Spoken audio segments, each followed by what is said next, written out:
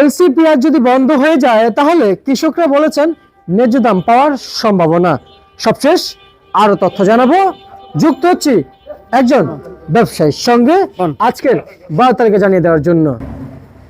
নজরুল ভাই, আসসালামু আলাইকুম। ওয়ালাইকুম আসসালাম। কেমন আছেন? আচ্ছা, আলহামদুলিল্লাহ। সবার আগে জানবো, ইন্ডিয়াতে তো ঘুরেছেন, জি।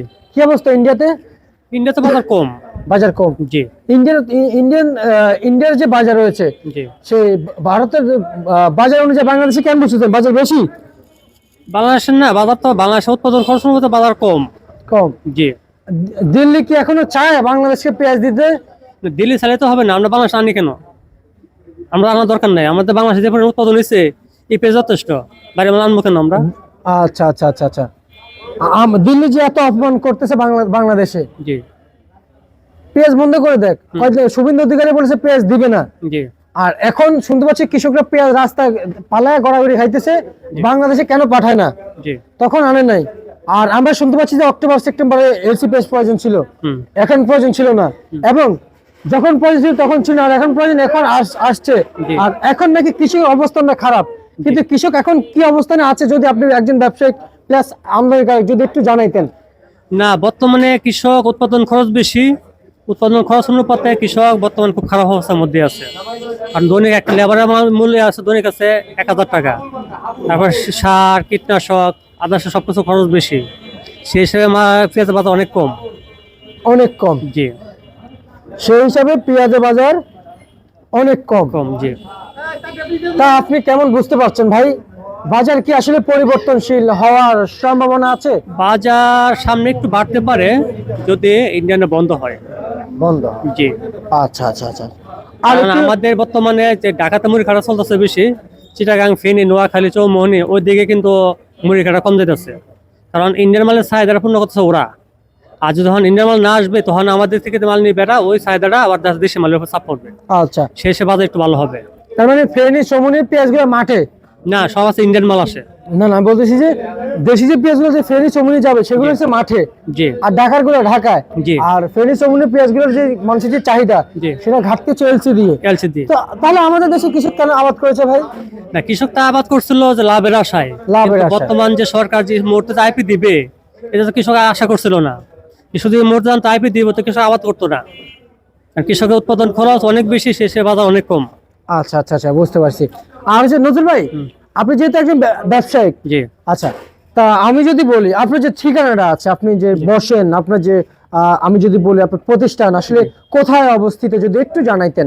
নিউ আলমাস্টার, শ্যামবাজার, ঢাকা। শ্যামবাজার, ঢাকা। আপনার নাম? নজরুল চৌধুরী।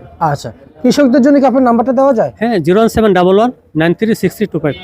প্রিয় দর্শক, আপনারা যারা কৃষক আমার কাছে নাম্বার চেয়েছেন ব্যবসায়িকদের, তাই দিয়ে দিয়েছি ভাইজান। তা আজকে কৃষকের পেঁয়াজ কত বিক্রি চলছে? আজকে সকালবেলা বিক্রি ছিলাম হলো 45 থেকে 47। আচ্ছা। ইয়ান বিক্রি হচ্ছে 40 থেকে 42। 40 থেকে 42। জি। আচ্ছা, বাজার যদি এভাবে চলতে থাকে কৃষক কি আগাইতে পারবে সামনে? না না, কৃষক অনেক ক্ষতিগ্রস্ত হচ্ছে। তাহলে কৃষকের, কারণ যে শীতের মধ্যে কৃষক এত কষ্ট করে আনে 2 টাকা লাভের জন্য, তখন তো সে লাভ পাইতেছে না। আর কৃষক কিন্তু যখন মুড়ি এখানে পেঁয়াজ লাগা, তখন কিন্তু তারা যে বাড়িতে 1-2টা গরু থাকে, গরু বিক্রি করে কিন্তু পেঁয়াজ আবাদ করে 2টা বেনিফিটের জন্য। কিন্তু এখন যে অবস্থা দেখতেছে, বাজার যদি কম যা তো কৃষক ক্ষতিগ্রস্ত হবে। কৃষক কিন্তু পেঁয়াজের উপর নির্ভরশীল, সারা বছর পেঁয়াজ দিয়ে চলে। কিন্তু দেখা যাচ্ছে কৃষক ক্ষতিগ্রস্ত হইলে দেশের অর্থনৈতিক অবস্থা খারাপ হয়ে যাবে। কৃষকের কত টাকা হইলে ভালো হয়? মুড়ি কাটা পেঁয়াজটা 50 থেকে 55 থাকলে স্ট্যান্ডার্ড বাজার কৃষকের জন্য। হ্যাঁ, কৃষকের জন্য এবং ভোক্তার জন্য। আচ্ছা, আর যদি 70-80 টাকা হয়ে যাবে ভোক্তার জন্য অসুবিধা। মানে 50 থেকে 60 টাকার ভিতর থাকলে এটা স্ট্যান্ডার্ড বাজার, তখন কৃষকও ভালো থাকবে, সাধারণ ভোক্তা ভালো থাকবে। সাধারণ ভোক্তারা ভালো থাকবে। জি। কিন্তু আমি যা দেখতেছি এবং বুঝতেছি, বর্তমান অবস্থান কৃষকের নাকি ভালো না ভাই। না, আসলে এখন যেহেতু ভালো না, কৃষকের যে পর্যায়ে দাঁড়িয়ে আছে, আমি দেখতেছি দেশে পর্যাপ্ত পরিমাণ পেঁয়াজ, এবং যারা মাঠ পর্যায়ে ঘুরেছে ব্যবসায়িক, অধিকাংশ ব্যবসায়িক কিন্তু ফোনে কিন্তু ভিডিও ধারণ করে এনেছে এবং সবাইকে দেখাচ্ছে যে আসলে আপনারা এলসি বন্ধ করেন, দেখেন পেঁয়াজ কিন্তু দেশে কৃষকরা ফলন করেছে, রোপণ করেছে, দেওয়ার মালিক আল্লাহ দিয়েছে। কিন্তু আমরা সেখানে যদি কৃষক যদি ক্ষতি করি তাহলে এটা তো কেমন হয়? না, কৃষক ক্ষতিগ্রস্ত ডিসেম্বরে 10-12 তারিখের দিকে যে কৃষি উপদেষ্টা একটা প্রতিবেদন বলছিল যে যদি মুড়ি কাটা পেঁয়াজ যদি 70 থেকে 80 টাকা থাকে তাহলে মুড়ি আইপি দেবে না। কিন্তু ওরা যে প্রতিশ্রুতি দিচ্ছিল 70 থেকে 80 টাকা, এখন বিক্রি করতেছিল 40 থেকে 42 টাকা। তো তারা যে একটা ঊর্ধ্বতম কর্মকর্তা, তারা এই প্রতিশ্রুতি দিয়ে কেন আজকে এই বাজারটা এত কমের মধ্যে আবার আইপি দিল? আচ্ছা, আমার আবার কাছে- নতুন করে কিন্তু ওরা আইপি অ্যাপ্লিকেশনও নিচ্ছে। আচ্ছা কিন্তু ওটা এখনো দেয় নাই, কিন্তু পুরান আইপি গুলি এখনো চলতেছে।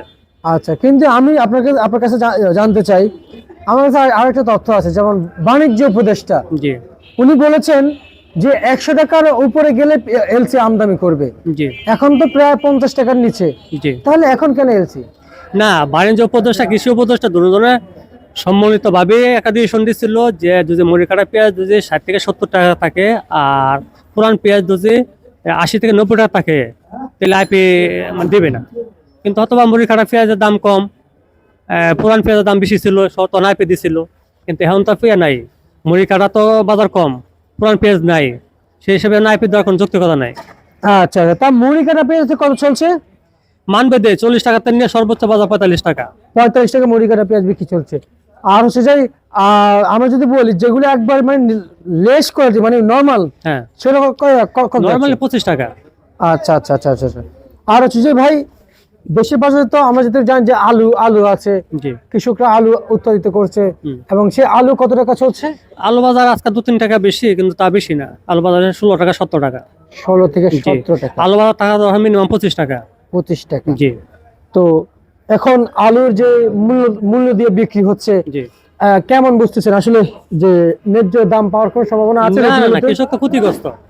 আলু বাজার মিনিমাম 25 টাকা থাকা দরকার ছিল। পেঁয়াজ মুড়ি কাটা পেঁয়াজ থাকা দরকার ছিল মিনিমাম 50 থেকে 55-60 টাকা। কিন্তু মুড়ি কাটা পেঁয়াজ বাজার কম, আলু বাজারও কম। আচ্ছা আচ্ছা আচ্ছা আচ্ছা। তা রসুনের কি অবস্থা ভাই? রসুন বাজার একটু বাড়ছে।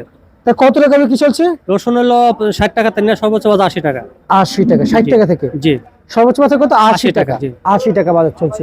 আর এই যে মুড়ি কাটা পেঁয়াজ দিনেও আসতেছে, হ্যাঁ হ্যাঁ হ্যাঁ। রাত্রেও আসতেছে, জি। সেখানে আমার এর যে প্রয়োজন হয় কি? না, এর চেয়ে কোনো প্রয়োজনই নাই। আচ্ছা, কিন্তু ভাই আমরা শুনতে পাচ্ছি যে এবছর যারা আমদানিকারক জি তারা আমদানি করতে পারে নাই, পরে আবার আমদানি করে কৃষকদের জন্য তারাই কাঁদতেছে, জি। নিজেরাই না, আমদানি আমি নিজে তো 4টা আইপি পাইছি। আমি তো আইপি মানে 2টা মাল আনছি আর মানে নি নাই। বাজার কম, কৃষক এমনি ক্ষতিগ্রস্ত হচ্ছে। আর আমি যে আমার ঘরে মুড়ি খাটা বিক্রি করি আর এলসি পেঁয়াজ বিক্রি করি, মুড়ি খাটা বাজার আরো কমে যাইব। কৃষকের স্বার্থে কিন্তু আমি এলসি পেঁয়াজ আনতেছি না। আচ্ছা আচ্ছা আচ্ছা আচ্ছা। তার মানে সম্পূর্ণ কৃষকের স্বার্থে হয়েছে। জি আচ্ছা, এই জন্য বলছি যে অনেক আমদানিকারক কিন্তু নিজে আফসোস করতেছে যে জি। আসলে কি করলাম, যে কৃষকের দিকে তাকাইলাম না, বাইরের দেশে কৃষকের দিকে তাকাইলাম।